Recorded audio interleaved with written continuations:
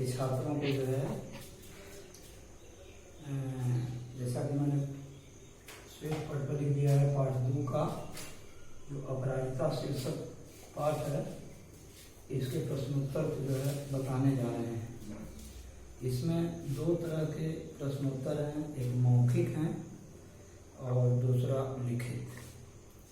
तो जो मौखिक प्रश्न हैं उनको हमें मुख से बोलना है और जो लिखित प्रश्न हैं उनको हमें अपने कापी पर जो है प्रश्न उत्तर को लिख लेना है। एक कार्य तो आप पर निर्भर करता है आप किस तरह से इसको क्या करेंगे। तो आवाज़ यदि मेरी आप तक पहुंच रही है तो आप लोग जो है इस नई विधि से जुड़ जाइए और जुड़ करके जो है और ध्यानपूर्वक जो है इसको सुनिए। तो मैं यही बता रहा था आप लोगों को कि अपराजिता शीर्षक पाठ जो है इसके प्रश्नोत्तर को जो है पहले 2 रूप में मौखिक है और लिखित। यानी मौखिक रूप में है मौखिक और लिखित, ये दोनों को मैं बताने जा रहा हूँ, मौखिक और लिखित। सबसे पहले हम मौखिक पर चलेंगे। तो लेखिका ने पास वाली कोठी में कार से किसे उतरते देखा। इसका साधारण सा उत्तर है लेखिका कौन है पहले मैं बता दिया था आप लोगों को, शायद अगर विस्मित हैं तो उसको जान लें। शिवानी जी जो हैं इसकी लेखिका हैं और लोकप्रिय कथा लेखिका हैं। तो लेखिक इनका जन्म हालांकि 1933 ईस्वी के राजकोट जो आपको गुजरात में वहीं हुआ था। तो लेखिका ने पास वाली कोठी में कार से अपराजिता को उतरते हुए देखा। चूंकि अपराजिता एक विकलांग लड़की का नाम है जिसका गला के नीचे के शरीर जो है मानो मांसपिंड थे, यानी उसको हम निष्प्राण भी कह सकते हैं। अब निष्प्राण इसलिए नहीं कह रहे हैं कि वो मर गई है, मर जाती तो फिर हम क्यों चर्चा करते कहानी के माध्यम से। ये समझ लीजिए निष्प्राण का मतलब होता है जिसमें हलचल न हो, जिसमें जो है किसी प्रकार का उद्दीपन क्रिया न हो।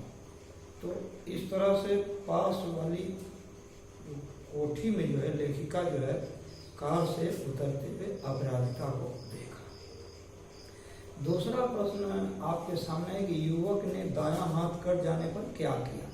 मैं बताया था कहानी के माध्यम से कि वो युवक कहीं युवक ने, यानी केवल युवक लिखा है, लेकिन अब आप युवक से कहानी के माध्यम से जो मैं अपराजिता पाठ के विषय में आप लोगों को पूरा बताया था उसमें लखनऊ का वो युवक था और उसको जो है लेखिका शिवानी जी ने देखा था। चाहे उनका भाई रिश्तेदार लगता हो दूर का या जो कुछ भी लग रहा हो, कहानी में तो बता रही है कि हमारे दूर का रिश्तेदार लगता है। और वो बड़ी ही प्रतिभाशाली छात्र था। वो जो है पूरे IAS की परीक्षा देने के लिए जो है वो जा रहा था और इतना ब्रिलियंट था कि मत कहिए। लेकिन वैसे लड़के जो है चाय वाय पीने के चक्कर में उसका हाथ सरका गिरा और उससे उसका दायां हाथ जो है वो कट गया। और जब दायां हाथ कट गया तो उस समय मानो वो अपनी जिंदगी से हार मान गया, लगा वो पागल हो गया, अर्ध विक्षिप्त अंग्रेजी में आप हाफ माइंड कहते हैं।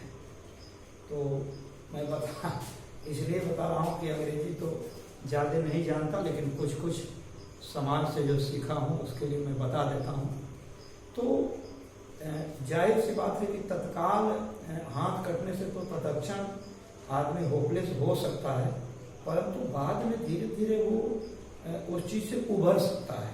लेकिन यह लड़का हाथ कट जाने पर मानो अपने सारे हथियार का मतलब गोली तो मत समझ लीजिए, भाला गणासा मत समझ लीजिए, हथियार का मतलब पढ़ाई संबंधित जो ज्ञान विज्ञान उसके पास थे, जो पढ़ने की जो क्रिया थी, उससे वो हार मान चुका था।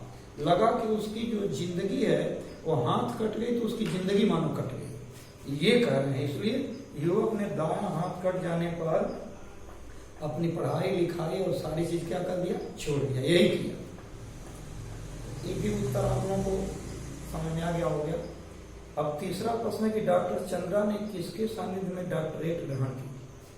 अब देखिए, जो डॉक्टर चंद्रा जो है वो आपको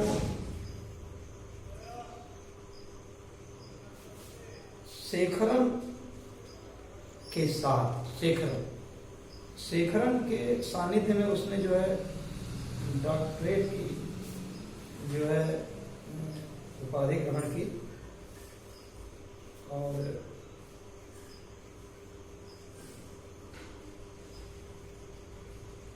इस तरह से जो है शेखरन ही है, चूंकि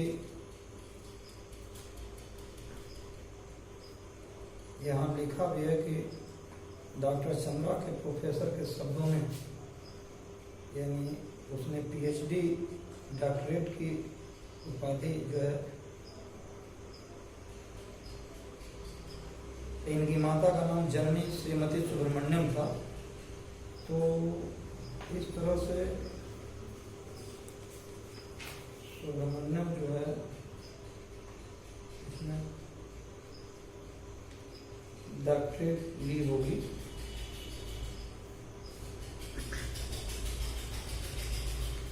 तो डॉक्टर चंद्रा जो है शेखरन के सानिध्य में डॉक्टरेट की उपाधि जो है ग्रहण की। डॉक्टरेट को अंग्रेजी में पीएचडी कहते हैं। एमए के बाद इस डिग्री को किया जाता है पीएचडी। और पीएचडी जो है एक मानक डिग्री है, मानक उपाधि है जो प्रतिष्ठा के साथ जुड़ जाती है।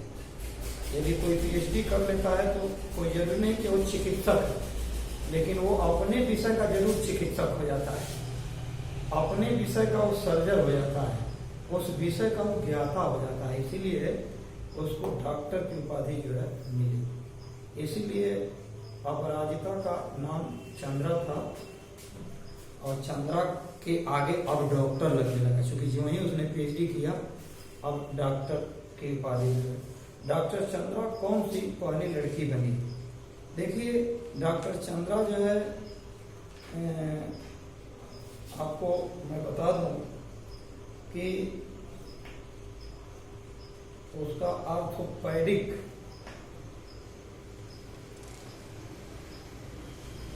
उसका जो प्रथम स्थान प्राप्त किया था उसने, और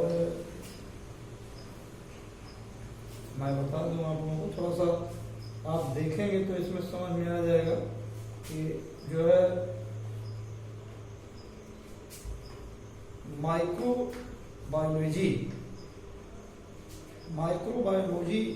बायोलॉजी में इसका जो है प्रथम स्थान था, है ना।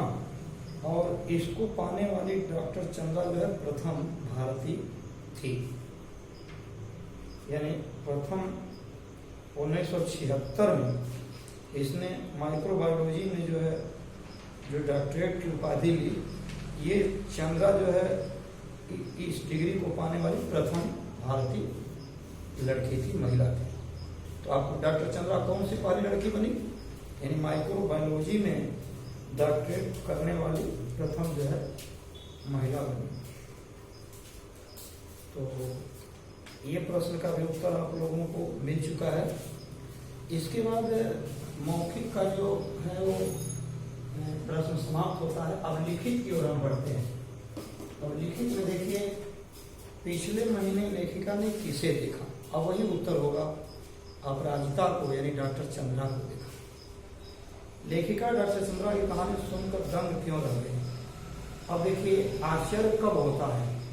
जब आदमी किसी चीज को जब देखता है अक्षम व्यक्ति के द्वारा और उसकी कलाओं को देखता है तो उसे आश्चर्य ही नहीं होता, कि ऐसे कार्य जो है किए गए हों। जैसे श्री रामचंद्र जी लंका जाने के लिए समुद्र में जो पुल बंधवा दिए बंदर भालू से, ये भी कार्य लग रहा था कि आश्चर्यजनक लग रहा था। उसी तरह से डॉक्टर चंद्रा की कहानी जब उन्होंने सुनी कि बेचारी उसका सर्वांग गर्दन के नीचे का शरीर जो है बिल्कुल निष्प्राण था, मांस पिंड बनकर रह गया था, और उनकी माता जो है बेचारी उनको जा करके कहीं कहीं तो एडमिशन तक नहीं हो पाता था कि इस लड़की को लाकर क्या करोगी, कहाँ कहाँ क्लास में घुमाओगी।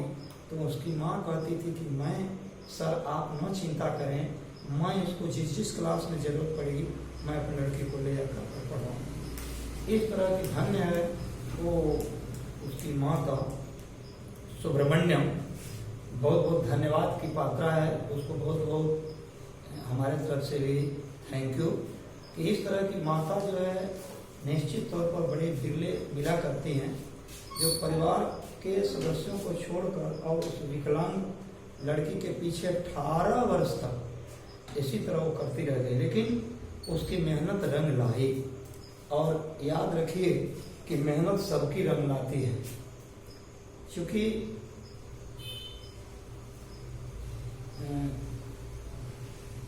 मेहनत का फल जो है मीठा होता है। और यही कारण है कि जब डॉक्टर चंद्रा की कहानी उन्होंने सुनी कि किस तरह से उसने लेखन कार्य शुरू किया, चित्रकारिता का कार्य शुरू किया, वो देख कर वो दंग रह गए कि बताइए ना, जिस लड़की को हम देख रहे हैं कि कुछ नहीं कर सकती है, लेकिन ये तो ऐसा ऐसा कार्य किया है कि जो लगता है कि ये सर्वांग सही लड़के और लड़कियों के लिए प्रेरक होगा, यानी प्रेरणा स्रोत बनेगा कि जो इस तरह की विकलांग लड़की यदि इस तरह के साहसिक कार्य कर सकती है, अपने जीवन में इतने बड़े बड़े कारनामे वो कर सकती है, तो निश्चित तौर पर ये लड़की एक प्रेरणा के रूप में, यानी इस कहानी को सुन करके बेचारी लेखिका जो शिवानी जी हो दंग रह गई। डॉक्टर चंद्रा लेखिका से क्या करने के लिए कहती थी? डॉक्टर चंद्रा जो है लेखिका से यही कहती थी कि सुनती थी कि उसके रिश्तेदार कोई बाहर रहते हैं और उनसे वो किसी प्रकार की किताब जो है मांग रहे थे पढ़ने लिखने के लिए, कि वो चीज़ हमको मंगा दीजिएगा, वो चीज़ मैं देखना चाहता हूँ, पढ़ना चाहता हूँ, कोई प्रायोगिक चीज़ है उसको मैं करना चाहते हैं। इस तरह की बात जो है लड़की कह रही थी, यानी डॉक्टर चंद्रा जो है वो लेखिका से कि इस तरह का आप हमारा सहयोग करें। तो यही बात है। फिर है चौथा, डॉक्टर चंद्रा को डॉक्टरेट कब और किस विषय में? अभी मैंने बताया था 1976 ईस्वी में उसको डॉक्टरेट मिली माइक्रोबायोलॉजी में। जैसा कि मैंने अभी बताया था कि डॉक्टरेट की उपाधि 1976 ईस्वी में मिली, और किस विषय में मिली? तो माइक्रोबायोलॉजी। और ऐसा कारनामा करने वाली वो भारत की प्रथम जो है महिला थी, इसलिए ध्यान रहे, भूले नहीं आप, दिमाग में रखें। डॉक्टर चंद्रा की कविताएं देखकर लेखिका पर क्या प्रभाव पड़ा? डॉक्टर चंद्रा की कविताओं को देखकर लेखिका पर यह प्रभाव पड़ा कि लेखिका तो समझती थी कि लोगों को कष्ट होता है तो लोग भगवान को दोषी बना लेते हैं, लग में। आप लोग भी जानते होंगे कि अक्सर सबसे सीधा साधा ईश्वर ही है जिस पर अपने गलती को छुपाने का, अपने कमी को दिखाने का, उन पर जो है लांछन लगाने का अच्छा सुअवसर प्राप्त होता है। कोई कांड होता है तो ये भगवान कर दिए, ठोकर लग गई तो भगवान लगा दिए, पढ़ाई नहीं कर रहे हैं तो भगवान कर रहे हैं कि पढ़ाई मत करो, अगर खूब मेहनत नहीं करें तो भगवान मना कर दिए। अरे भाई, हर बात पर केवल भगवान दोषी एक, दोषी आप हैं। इसलिए जब उनकी कविताओं को, प्रेरक कविताओं को, कर्मठ कविताओं को जब उन्होंने देखा कि उसमें कोई भी उक्ति उसको अपने जीवन के संबंध में किसी प्रकार की ईश्वर पर दोषारोपण से संबंधित कोई लेख उसने नहीं लिखा, तो अब समझ गई बाप रे बाप, यानी उसने अपनी विकलांगता का रोना कभी नहीं रोया कि हे ईश्वर हमको आप विकलांग क्यों बना दिए, हम ये करना चाहती हैं वो कर, ऐसा कभी नहीं। जैसा कि एक उदाहरण मैं आप लोगों को दे सकता हूँ। राजस्थान में पानी लगभग भारत में सबसे कम बचता है, लेकिन उसमें जो है शीर्षक है हिंदी मीडियम पधारो हमारे देश, पधारो हमारे देश एक शीर्षक है। अब चूंकि आ जाता है प्रसंग तो मैं बता देना चाहता हूँ, कोई जरूरी नहीं कि मैं वही चीज पढ़ाने के लिए आया हूँ, लेकिन बता देता हूँ। लेकिन उतने कम वर्षा के बाद भी वहाँ के लोग कभी जो है पानी नहीं रहने का रोना जो है नहीं रोते हैं और प्रसन्न रहते हैं। वो जो है छोटे छोटे जलाशय बना करके वहाँ मस्त रहते हैं। उसी तरह से ये लड़की भले ही विकलांग है, भले ही अपांग है, लेकिन इसने कभी अपना दोष यानी विकलांगता होने का रोना कभी ईश्वर के दोषी लगाकर नहीं किया। ये बहुत बड़ा जो है चंद्रा की कविताओं को देखकर शिवानी जी पर इसका बहुत बड़ा सकारात्मक प्रभाव पड़ा कि तभी उन्होंने कहा कि यही स्थिति यदि उसे देखना चाहिए, कलकत्ता लखनऊ के युवक को देखना चाहिए जो केवल एक हाथ कट जाने पर वो अपने सारे हथियार क्या करता है, छोड़ देता है, अपने जीवन से हार मान जाता है। तो इस तरह से आप मौखिक और लिखित का जो शॉर्ट आंसर टाइप क्वेश्चन अभी मैं बता रहा हूँ, शॉर्ट टाइप आंसर क्वेश्चन जो लघु उत्तरीय प्रश्न है उसको हिंदी में हम लघु उत्तरीय कहते हैं। अब लॉन्ग आंसर टाइप क्वेश्चंस आपके आएंगे। अब लॉन्ग आंसर टाइप क्वेश्चन में क्या होता है, चूंकि बाबू समझ लो इसको, हम किसी भी चीज पर विस्तृत प्रकाश जो डालते हैं वही लॉन्ग टाइप जो है क्वेश्चन का आंसर हो जाता है। क्योंकि यदि मान लीजिए कोई पूछ देता है कि आपका नाम क्या है, व्हाट इज योर नेम, तो आप एक शब्द में उत्तर दे देते हैं माय नेम इज अमुक, या केवल कितना तो देखते हैं इतना चतुर है लड़का केवल नाम भर बता देता है रवि कुमार। अब समझ गए, अब माय नेम इज भी नहीं कहेगा, केवल रवि कुमार। देखिए कितना शॉर्ट में आंसर दे दिया। लेकिन यदि आपका रवि कुमार नाम है और कोई पूछे कि रवि कुमार पर आप प्रकाश डालें, तो अब रवि कुमार नाम पर प्रकाश जब डालेंगे तो क्या कह देंगे केवल कि मेरा नाम रवि कुमार है, बस बात उत्तर हो जाएगी। उसके लिए आपको थोड़ा सा विस्तृत व्याख्या करनी होगी। अब रवि किसको कहते हैं, रवि का कार्य क्या है, और रवि क्यों जो है हमारे देश में प्रचलित हुए, विश्व के लिए रवि की क्या अस्मिता है, ये सारी बात बताएंगे कि नहीं बताएंगे। और वो गुण आप में जब देखा जा रहा हो तभी ना आपके अभिभावक या आपके गुरुदेव या आपके जो भी हैं वो इस नाम रखे, यानी उस पर प्रकाश डालने का मतलब क्या होता है कि उसको क्यों रखा गया। तो आपका जन्म तुला राशि में हुआ होगा, आप उस रोहिणी नक्षत्र में जन्म लिए होंगे, तो इस तरह से नक्षत्र और ग्रह गोचर के आधार पर आपका नाम रवि रखा गया। इसकी व्याख्या करेंगे तो क्या लॉन्ग टाइप आंसर क्वेश्चन हो गया कि नहीं हो गया, लॉन्ग आंसर टाइप क्वेश्चन हुआ कि नहीं हुआ, बस इतना ही समझ लो। अब हम तो टेक्निक बताते हैं, हम तो तरीका बता देना चाहते हैं कि आप घबराएं नहीं, तरीका जान लें, और उस तरीके को यदि आप जान लेंगे तो आपको अगर शॉर्ट क्वेश्चन हो, ऑब्जेक्टिव क्वेश्चन हो या लघु उत्तरीय प्रश्न हो, उसका आंसर आप आसानी से दे सकते हैं। इसलिए इतना जरूर ध्यान दें कि क्वेश्चन का ख्याल रखें कि किस टाइप का क्वेश्चन है, और जिस टाइप का क्वेश्चन है अब कैसे आप समझेंगे कि किस टाइप का क्वेश्चन है। क्योंकि आप लोग जब परीक्षा देने जाते हैं तो उसमें आप लोगों को 1 नंबर 2 नंबर 3 नंबर 5 नंबर का प्रश्न होता है कि नहीं होता है। आप उसी से समझ लीजिए कि 1 नंबर का जो क्वेश्चन होगा वो निश्चित तौर पर लघु उत्तरीय होगा, या तो 1 वाक्य का होगा या 1 शब्द का होगा। लघु उत्तरीय होगा तो बड़ी होगा तो 2 लाइन का होगा या 3 लाइन का होगा, लेकिन दीर्घ उत्तरीय होगा तो कम से कम 5-7 लाइन का होगा, 5-7 वाक्य का होगा, तभी उसको जो है हम दीर्घ उत्तरीय की श्रेणी में रख सकते हैं। तो आइए हम आप लोगों को बताएं लेखिका का ऐसा विचार क्यों था कि लखनऊ का युवक डॉक्टर चंद्रा के समय में लिखी उनकी पंक्तियों को पढ़े। अब न बताइए, फिर वही बात। अब देखिए विस्तृतता आगे कि नहीं आगे।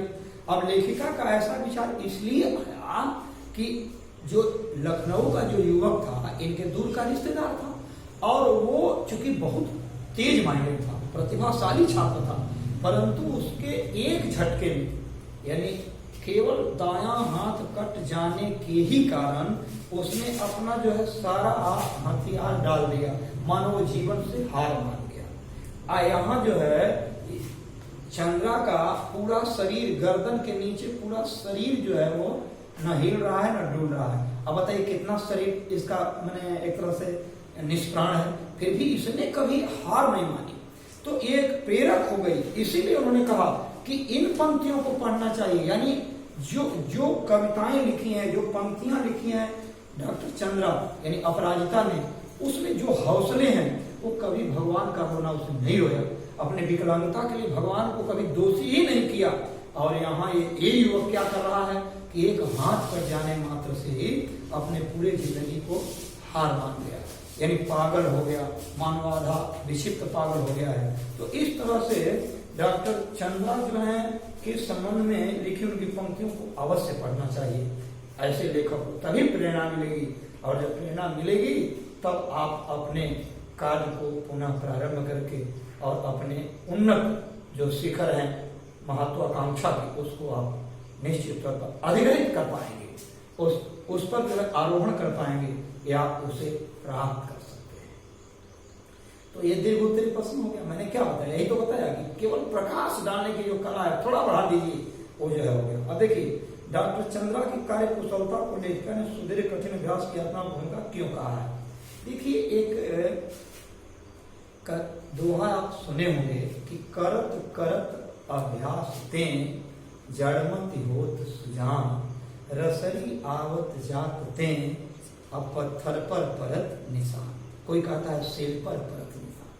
ये ना सोचें कि सर जी खाली पत्थरे कर दिए, सील वाला भुला गए का। सील माने पत्थर होता है, सीला माने पत्थर होता है। तो यहाँ डॉक्टर चंद्रा की कार्य कुशलता को इसलिए लेखिका ने सुदीर्घ मन होता है जो लंबा चला, यानी वो लड़की जो है बचपन से लेकर 18 वर्ष तक, समझिए कितना उसने मेहनत किया, कितना उसके हौसले बुलंद थे कि अपनी माता से रोकर विनती करके और पढ़ने के लिए प्रेरक होती थी। यहाँ तक ऐसे लड़की आप नहीं देखे होंगे, वो चिकित्सा के क्षेत्र में जाना चाहती थी, मुझे याद पड़ रहा है, वो चिकित्सा के क्षेत्र में जाना चाहती थी, यानी दवा के क्षेत्र में जाना चाहते थे डॉक्टर बनने के लिए। परंतु प्रोफेसर और शिक्षकों ने यह कहकर उसको मना कर दिया कि चूंकि तुम खुद विकलांग हो, इसलिए तुम्हारे द्वारा रोगी को देखना ठीक नहीं है। जैसे आज कोरोना मरीज जो प्रेरित हो, चाहे डॉक्टर ही और कोरोना से पीड़ित हो, तो क्या उस डॉक्टर को कभी किसी रोगी को देखने की जो इजाजत दी जाएगी? उसी तरह से मानकर चलिए कि क्योंकि तुम विकलांग हो और इसीलिए तुम एक सर्वांग सही व्यक्ति के विषय में न समझ पाओगे और न उसके विषय में तुम दवा ही कर पाओगे, इसलिए लोगों ने मना कर दिया। अब देखिए तब वो माइक्रोबायोलॉजी में जो है वो पीएचडी की उपाधि प्राप्त करती है। हालांकि उसको करने वाली प्रथम महिला थी, एक मतलब कि वो माइक्रोबायोलॉजी में पीएचडी करना एक टेढ़ी खीर होती है बाबुल, और उसको उसने किया। ये उसके निश्चित तौर पर बड़ी यानी दीर्घकालिक मेहनत परिश्रम का परिणाम है कि नहीं है? बोलिए। जब बहुत मेहनत आप करते हैं तो जिस दिन आप बीज वपन करते हैं, बोते हैं, क्या उसी दिन उसका फल भी आपको मिल जाता है? नहीं ना। तो ठीक उसी तरह से यहाँ जो है सुदीर्घ कठिन अभ्यास, उसने मेहनत करना जो है किया और उस मेहनत को कभी उसने जो है छोड़ा नहीं। और यही कारण है कि जब हम मेहनत करते हैं तो ईश्वर हमें उसका क्या करता है? प्रतिफल दे देता है। और यही कारण है कि फिर उसके जो निचले धड़ जो बिल्कुल निष्क्रिय थे, बाद में उसमें स्पंदन क्रिया होनी शुरू हुई। स्पंदन मन होता है चलायमान होना, गतिमान होना। तो यदि उतनी मेहनत तो नहीं की होती, प्रयास नहीं की होती, यार बताइए उस तरह की विकलांग लड़की आप नहीं देखे होंगे, अपने टेबल पर बैठ जाना, व्हील चेयर जिसको घुमावदार चेयर कहते हैं, और उस पर बैठ कर जो है वो सारा काम जो है कर लेती। ऐसी लड़की निश्चित तौर पर हमने तो नहीं सुनी न देखी। तो शिवानी जी के द्वारा यह प्रेरक पाठ जो है निश्चित तौर पर सुदीर्घ कठिन अभ्यास की यातनाप्रद मतलब होता है कष्टप्रद। उसको ऐसा नहीं कि बड़ी आराम से उसने ऐसा किया होगा, मेहनत किया, परिश्रम किया, जिसकी वजह से उसे इसका लाभ ईश्वर जो है दिया। तो अब तीसरा जो है वीर जननी पुरस्कार की हकदार वास्तव में डॉक्टर चंद्रा की मां थी, इस कथन की पुष्टि कीजिए। देखिए प्रश्न को यदि आप सही में बढ़िया से समझ जाते हैं तो उत्तर लगता है कि ऑटोमेटिक बनना शुरू हो जाता है। और ये कला आप अगर सही में चिंतन करते हैं, मंथन करते हैं तो ऑटोमेटिक हो जाती है। आप बड़े बड़े संत, साधक, महात्मा, सिद्ध पुरुषों को देखे, ऐसा नहीं कि आप चल रहे हैं वो प्रश्न पूछने के लिए तो आपने प्रश्न को उत्तर जो है ढूंढ कर रखा है, ऐसी बात नहीं है। परंतु जब आप जाते हैं और अपने प्रश्नों को करते हैं तो उसका उत्तर इतना सटीक देता है कि जैसे लगता है आपको कि आश्चर्य होता है कि अरे ये तो मेरे प्रश्न का उत्तर लग रहा है पहले से जानते थे और ढूंढ कर रखे। उसी तरह से वीर जननी की वास्तव में हकदार उसकी माता यानी सुब्रमण्यम थी, क्योंकि सुब्रमण्यम जैसी माता होना मुश्किल है। बताइए ना कौन ऐसी माँ होगी। आजकल की माताएं तो माने लगभग 6 महीना केवल लैट्रिन और पाखाना करने में उपजिया जाती हैं और कहती हैं अरे 2-4 तमाचा तक जड़ देती हैं अपने पुत्र और पुत्री पर। जैसे जैसे उसकी उम्र बढ़ती है उनकी तमाचा जो है बढ़ने लगती है। ऐसा तुमने उपजिया दिया, ये किया, वो किया, लेकिन वैसी माँ तेरा क्या करें, वैसी माँ जिसने 18 वर्ष तक अपनी पुत्री का अनवरत सेवा किया, लैट्रिन, पेशाब, पैखाना सब कुछ किया, क्या वास्तव में इस तरह की जाबाज काम करने वाली वो महिला जो है निश्चित तौर पर वीर जननी की पुरस्कार पाने वाली नहीं महिला है। उसने यहाँ तक किया कि उसके पठन पाठन के हौसले को भी बूझने नहीं दिया और खुद ब खुद स्कूल में जाकर एडमिशन कराकर और खुद अपने द्वारा उसके जो है चेयर को रूमों में घुमाया करती थी और घुमा घुमा कर उस बेटी को जिसे जब क्लास में कर देती थी अपने किनारे हो जाती थी, घंटी लग जाती थी, फिर दूसरी क्लास में ले जाती थी। क्या इस तरह का कार्य आधुनिक महिलाओं से तो मुझे तो नहीं लगता कि संभव है, लेकिन ऐसा हो भी सकता है। अगर मैं ये कह दूं कि असंभव है तो आप लोग प्रश्न चिन्ह खड़ा कर देंगे कि ये माता पर प्रश्न चिन्ह खड़ा करें। नहीं बेटा नहीं, मैं तो कहता हूं कि जननी जन्म भूमि स्वर्गादपि गरीयसी, माता और मातृभूमि जो है ये स्वर्ग से बढ़कर है। ऐसा कार्य निश्चित तौर पर एक माता ही कर सकती है। और लेकिन यहाँ वीर जो है वीर जननी पुरस्कार, क्योंकि कौन माता है जो वीर है, तो देखिए माता तो सभी माता है, सभी आदरणीय है, सभी पूजनीय है, सभी प्रशंसनीय है, परंतु वैसी माता जो विकट परिस्थितियों में अपने पुत्रों का लालन पालन करे, ऐसी माता तो निश्चित तौर पर बिरले ही किसी किसी को प्राप्त होती है। इसलिए मेरे ख्याल से निश्चित तौर पर वीर जननी की वास्तविक पुरस्कार जो है उसकी डॉक्टर चंद्रा की माँ थी। यदि वो नहीं होती तो डॉक्टर चंद्रा इतनी बड़ी कारनामा जो है नहीं कर पाती। इसलिए ये इस कथन से स्पष्ट हो जाता है कि वीर जननी की पुरस्कार किसे मिलना चाहिए भाई, तो उसकी माँ यानी डॉक्टर चंद्रा की माँ सुब्रमण्यम को मिलना चाहिए। क्योंकि ये दीर्घ प्रश्न है इसलिए थोड़ा लंबा मैं बता रहा हूं। फिर देखिए कह रही हैं आप पाठ के शीर्षक से कहां तक सहमत हैं, आपके विचार में इसका उपयुक्त शीर्षक क्या हो सकता है। अब देखिए एक तो दे दिया कि इस पाठ का शीर्षक से आप कहां तक सहमत हैं, दूसरा आपका टेस्ट कर रहा है कि आप दूसरा शीर्षक जो है क्या लिख सकते हैं। तो क्या पहला नंबर तो आप देखें कि शीर्षक से कहां तक सहमत है। देखिए यह अपराजिता जो शीर्षक है वो बिल्कुल सटीक, सारगर्भित, संक्षिप्त और सरल है।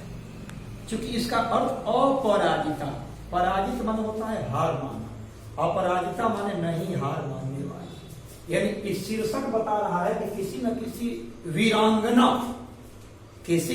वीरांगना का चरित्र चित्रण हम पढ़ेंगे और निश्चित तौर पर उसे वीरांगना नहीं कहेंगे आप।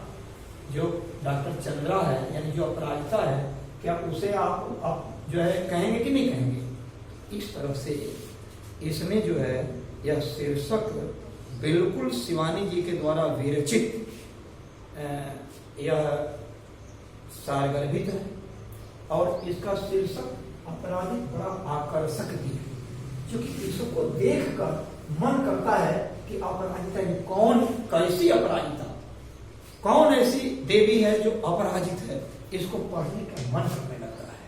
और चूंकि शीर्षक देखकर एक मन में कौतूहल आ जाता है कि उसे हम पढ़ें, इसलिए इस इस पाठ के हम शीर्षक से पूर्ण रूप से सहमत हैं, परंतु एक प्रश्न दूसरा है कि आपके विचार में इसका उपयुक्त शीर्षक क्या हो सकता है।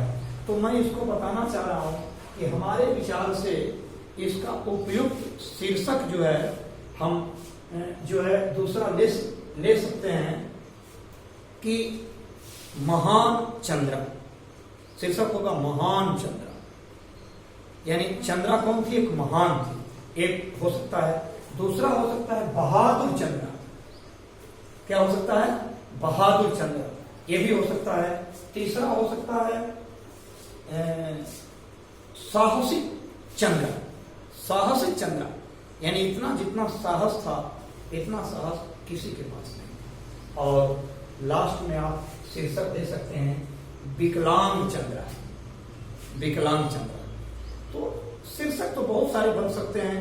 अब आप किस तरह से मनोवैज्ञानिक यानी साइकोलॉजिकल दृष्टि से किस तरह से उस पर आप प्रकाश डालना चाहते हैं, जिस तरह से आप प्रकाश डालना चाहते हैं उस तरह के शीर्षक का निर्माण वहां जो है हो जाता है। इस तरह से आप बहादुर चंद्रा, बहादुर जो है आपको साहसिक चंद्रा, विकलांग चंद्रा, या उसे जो है और भी बहुत सारे चीजों से आप कह सकते हैं देवांगना चंद्रा। क्योंकि देवांगना माने इतनी सुंदर थी तो उसका शरीर क्या था? अप्सराओं की तरह लग रहा था, इसलिए आप देवांगना चंद्रा भी कह सकते हैं। यानी शीर्षक कई हो रहे हैं कि नहीं हो रहे हैं? ऐसा नहीं कि मैं शीर्षक कर रहा हूं, शीर्षक जैसे जैसे हमारी भावनाएं जिस ओर उसकी सुंदरता की ओर बढ़ रही है, उसकी बहादुरी की ओर बढ़ रही है, उसकी जो है कर्मठता की ओर बढ़ रही है, तो वैसे वैसे उसके शीर्षक क्या हो रहे हैं? बन रहे हैं। और ये कार्य आप भी कर सकते हैं अगर मेहनत करें, चिंतन करें, अंग्रेजी में जिसको थिंकिंग कहते हैं, तो एक ऑटोमेटिक आपको ये जो शीर्षक है वो क्या हो जाता है? प्राप्त हो जाता है। तो चलिए उसके बाद आशय स्पष्ट कीजिए। अब इसमें जो है लिखा है कि उसे वह नतमस्तक आनंदी मुद्रा में झेल रहे विधाता को खुश करना ही।